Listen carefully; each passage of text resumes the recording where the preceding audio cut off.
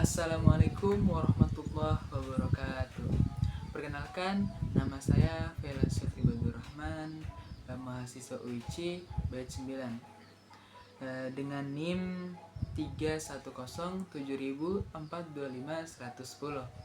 Di sini saya akan berpresentasi menjelaskan tentang identitas dan komunikasi antar budaya Jawa di dunia digital dari representasi di etika Jawa. Dimulai dari latar belakang dan pendahuluan. Perkembangan dunia digital, media sosial seperti TikTok, Instagram, dan YouTube menciptakan ruang cyber yang setara, egalitarian, yang serba cepat, bebas, dan informal. Benturan budaya dan etika menjadi nilai etika Jawa seperti unggah-ungah, tata tutur, ragam, ngoko, dan krama. Terus ada adab asor, yaitu rendah hati, dan ewuh pakewuh, yaitu sungkan dan tenggang rasa. Selanjutnya, krisis identitas dan pengasingan bahasa. Nah, di sini terjadi di zaman modern ini terjadi sebuah pergeseran bahasa transgenerasional yang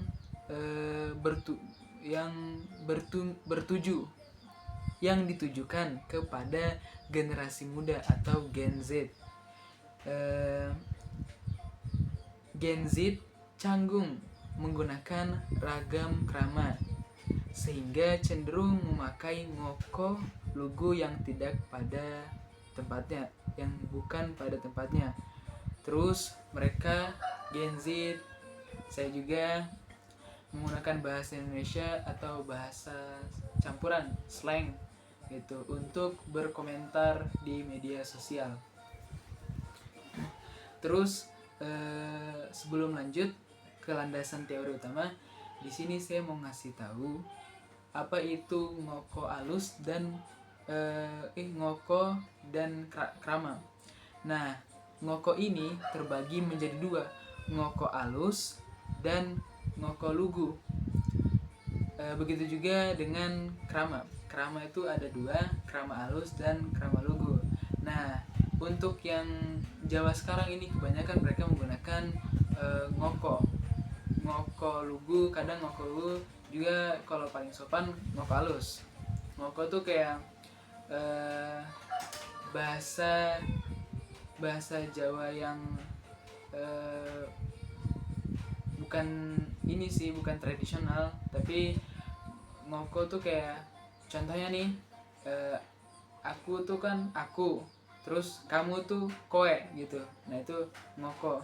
Tapi kan kalau di krama itu pakainya sampean, kamu tuh sampean. Nah, itu krama. Jadi lebih ke halus kalau krama itu, lebih lebih sopan gitu.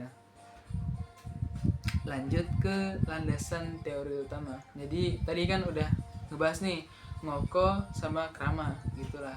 Kalau krama tuh lebih tradisional gitu, lebih sopan, halus. Terus landasan teori utama, teori negosiasi identitas. Dari pencetusnya itu Stella Ting Toomey, dan teori dramaturgi dari pencetusnya Irving Goffman. Ya, Irving Goffman ini dia tuh seorang sosiolog sekaligus psikolog. Menyimpulkan bahwa netizen mengekspresikan identitas hibrida di panggung depan, front stage digital, dengan memadukan minat budaya lokal dan simbol-simbol komunikasi populer. Dari situ teori kesantunan dari Brown and Levinson, dan teori pragmatik dari Geoffrey Les, IEE. Membedah Face Tracing Act atau FTA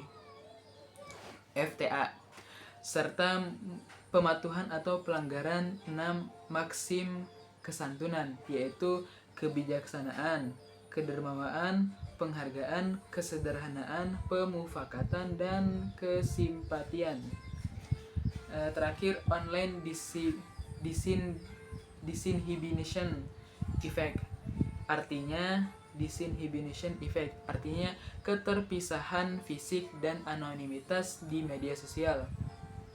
Ya betul, memang media sosial itu pengguna usernya itu jaraknya jauh gitu. Ada yang di Jawa, ada yang di mana kayak di Sulawesi gitu, saling berkomentar itu beda gitu. Jadi membuat netizen merasa terbebas dari norma atau sanksi sosial. Sehingga itu karena perbedaan jarak, jadi mereka merasa bahwa norma dan sanksi itu nggak ada gitu. Terus nomor 4, metode penelitian. Nah, di sini saya menggunakan pendekatan mixed method atau metode campuran dari analisis kualitatif dan kuantitatif, sederhana untuk mendistribusikan frekuensi penelitian. Lanjut, data penelitian. Nah, di sini saya mengacu pada 15 unit konten digital berbasis budaya Jawa dan 300 unit komentar netizen acak di TikTok, Instagram, dan serta YouTube. Nah, di sini juga saya nggak sendiri bantuannya, saya pakai campur tangan AI buat ngebantu cari berapa banyak persenan gitu. Karena ya kalau saya sendiri bakal ribet, kan ada ribuan jutaan video konten yang berbahasa Jawa atau berkomentar yang menggunakan bahasa Jawa gitu. Hasil dan temuan utama dari analisis yang telah saya buat, di sini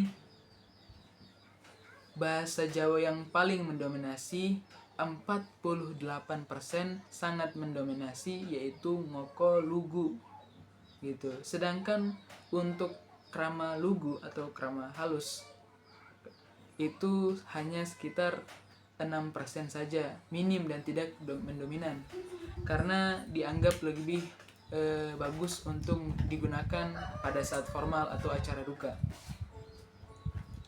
Terus ngoko alus itu 11%. Terakhir bahasa Indonesia dan slang gaul atau orang Jawa yang menggunakan bahasa Indonesia atau bahasa gaul itu 35%, cukup banyak untuk di zaman sekarang. Jadi udah terkikis lah gitu.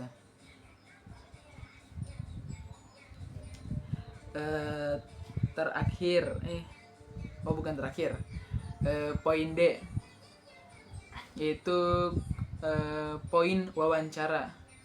Ada 3 penyebab utama dari masalah ini, yaitu terputusnya rantai kebiasaan bertutur.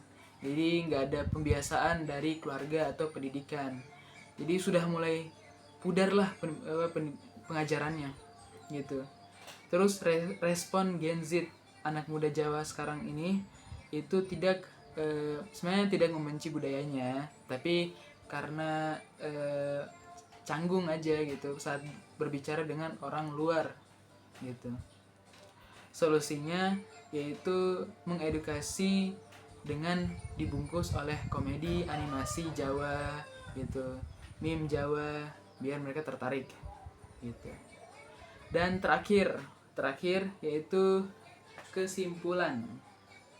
Nah, di sini kesimpulannya, penggunaan ragam krama di ruang cyber sudah tergerus secara signifikan sampai tersisa 6% saja penggunaannya. Kedua, disinhibisi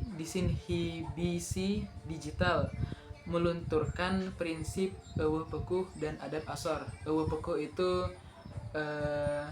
rendah hati dan adab asor itu senggang rasa tadi. Ketiga, terbentuknya identitas hybrida yaitu Gen Z bangga akan konten budaya lokal namun berinteraksi secara hyper informal. Maksudnya dia sebenarnya bangga dengan dengan Jawanya. Oh nih, dia nih orang ini pakai bahasa Jawa halus nih, tapi dia nanti maksudnya dia penggunaannya enggak gitu, hyper informal. Jadi masih ada campuran bahasa Indonesia, bahasa gaulnya ketika dia mau berkomentar atau apa gitu.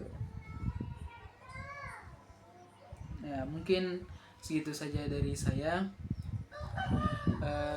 Kurang dan lebihnya mohon dimaafkan karena saya juga masih sedang belajar berbicara, belajar berpresentasi, dan belajar pemahaman saya gitu, menambah wawasan saya. Ya begitu saja. Sekali lagi kurang dan lebihnya mohon dimaafkan. Wabillahi taufiq wal hidayah. Wassalamualaikum warahmatullahi wabarakatuh.